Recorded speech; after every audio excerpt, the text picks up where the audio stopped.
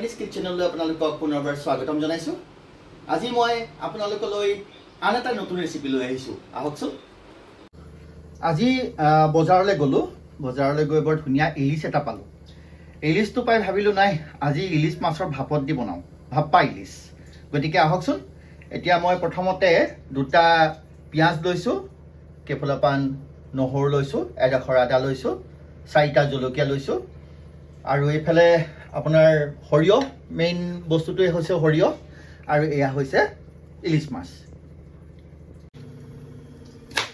কেৰাহীখনত অলপ পানী গৰম কৰি লম।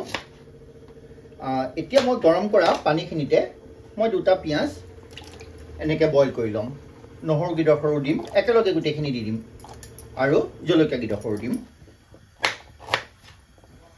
আদা গিডখৰ দিম আৰু মই এয়া ভালদৰে ধুই লোৱা সৰিয়হখিনি ইয়াত একেলগে বইল কৰিম। এইখিনি বইল হৈছে, মই এতিয়া এটা মিক্সি জাৰত এইখিনি একেলগে পিচি ল'ম। এইখিনি পিচি ল'লোঁ মই। এতিয়া এখন কেৰাহী গৰম কৰি ল'লোঁ। কেৰাহী গৰম কৰি মই এই মিশ্ৰণখিনি ইয়াত কেৰাহীখনত কোনো ধৰণৰ তেল নিদিয়াকৈ দি দিলোঁ। ইয়াত তেল এতিয়া এড কৰিব নালাগে, ইলিশ মাছৰ তেল পিছত ব্যৱহাৰ কৰে। এতিয়া মই প্ৰয়োজন অনুসাৰে অলপ নিমখ দি ল'ম, অকণমান ধনিয়া গুড়ি, অকণমান জিৰা গুড়ি দিম।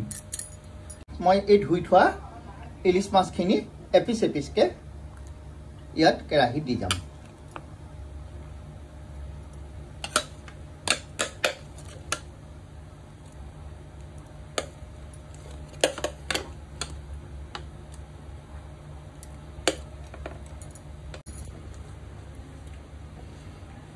এতিয়া মই 15 মিনিটৰ কাৰণে এখন ঢাকনিৰে এইখিনি মই মিডিয়াম ফ্লেমত সিজিবলৈ দিম।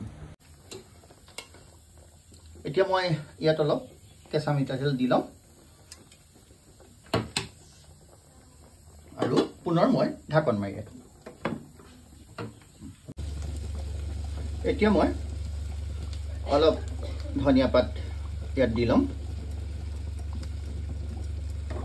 আৰু এতিয়া প্লেটিং কৰিম। আজি ইতিমধ্যে মই ইলিশ মাছৰ ভাপত দি ৰেডি কৰিলোঁ ৰেচিপিটো। আপোনালোকে এনেদৰে ট্ৰাই কৰি চাবচোন, কেনে পাই মোক জনাব আৰু লগতে মোৰ চেনেলটোক ছাবস্ক্ৰাইব, লাইক আৰু কমেণ্ট কৰিব বুলি আশা কৰিলোঁ। ধন্যবাদ।